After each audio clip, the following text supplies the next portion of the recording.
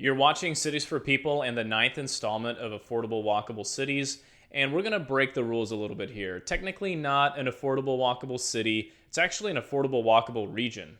And that region is the Capital District of New York that includes the Tri-City area of Albany, Troy, and Schenectady. And some folks may throw Saratoga Springs in there as well. This area intrigues me so much because it is in the most perfect location to access amazing wilderness like the Adirondack Mountains and Lake George, and also perfectly situated between Boston, Montreal, and New York City. The Capital District is really unique. It's almost like one medium-sized city with three separate walkable downtowns.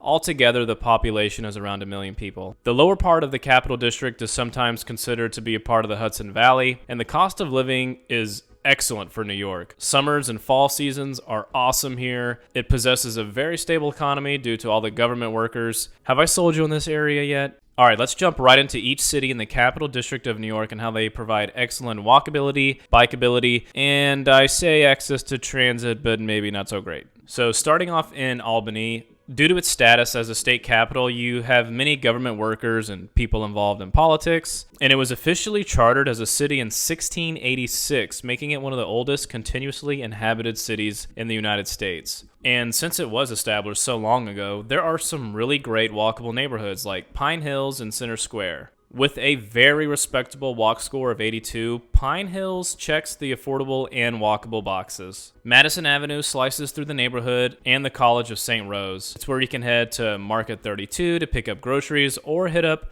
Moliendo Cafe for traditional Colombian food. There are a lot of Victorian-style houses in Pine Hill, and they're fairly cheap, like this duplex with 6 bedrooms for $295 on Park Avenue. The second neighborhood in Albany we're going to check out is Center Square, and this neighborhood is fairly small but boasts a big walk score of 96. Pine Hills and Center Square are on either side of the historic 136-acre Washington Park, which is actually designed by the same architects who designed Central Park in Manhattan. Lark Street is where all the action is. You got a couple of small markets, and if I was strolling down Lark Street, there's no question I'd go to Sukhothai for curry. Center Square contains some of the most significant and beautiful architecture in the city. The homes were built mainly between 1850 and 1900 and range from charming wood frame cottages to huge brownstone mansions. Could you imagine yourself living in this fully renovated 3-story brownstone built in 1899 for only $399? About 7 miles north from Albany is Troy,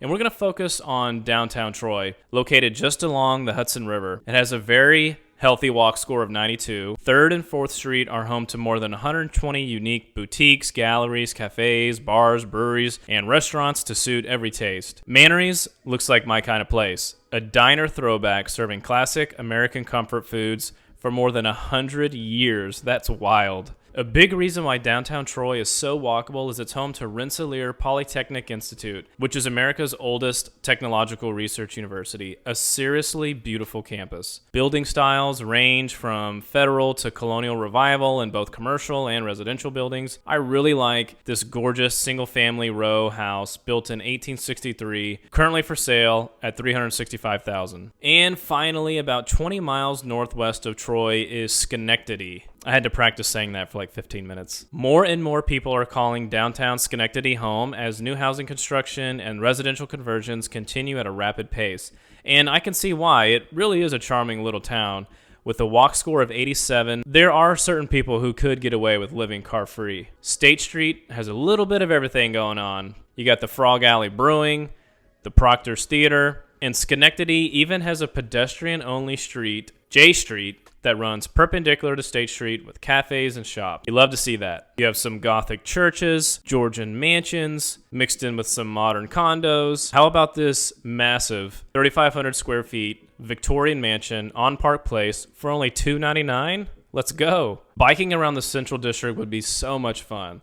There may not be a lot of biking infrastructure per se, but that's not really a big deal as you can familiarize yourself with all the back roads and neighborhood streets with little to no car traffic. But the star of the show is the Empire State Trail that follows the Hudson River from Albany, taking you to Troy, then bends around the Mohawk River that takes you all the way to Schenectady. Wow, I gotta do that trail. You know, as much as I enjoy exploring the big cities, it's always nice to visit a smaller, walkable city with a more relaxed pace. So if you're a New Yorker who lives in the Capital District, let me know what it's like to live there in the comments. Surely I have at least one subscriber from the area, maybe. We are officially over 1,000 subscribers. Next stop, 10,000.